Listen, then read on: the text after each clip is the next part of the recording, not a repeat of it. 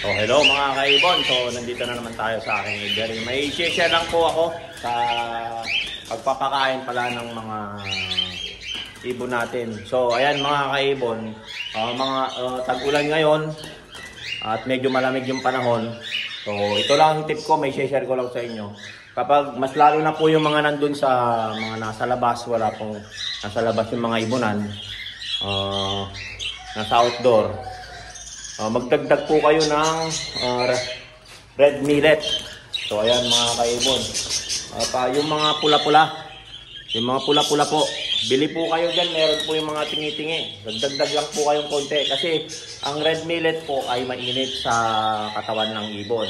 So yun po yung base sa aking paniniwala o experience. Kapag taglamig o tag-ulan, ikukuhan ko yan, nagdadagdag po ako. Nung hindi pa po ako nagka-canary ay African mix. So yung African mix kasi mga kaibon, meron na rin halo. So okay lang po yun.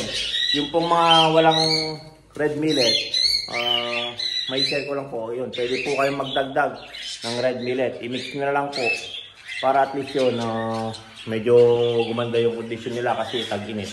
Yun nga, yung epekto ng red millet, base sa aking experience lang po mga kaibon, yun ay pampainit sa katawan, mainit sa katawan.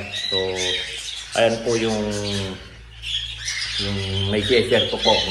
Kasi sigurado yan, lalamigin po yan yung mga ibon natin kapag nandun sa outdoor.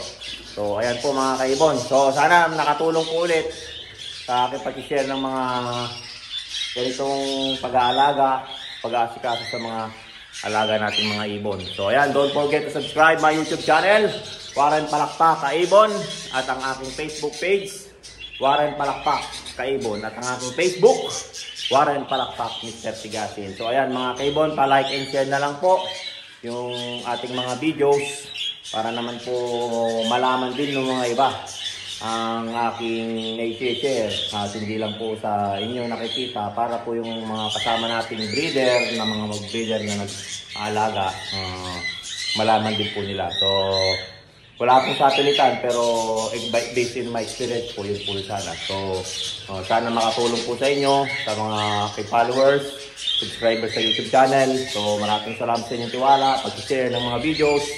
So nasisikapin ko pong maging marami pang may share na tips sa pag-aalaga ng mga tail natin dito sa aking aviary. So hanggang sa muli mga kaibon, paalam!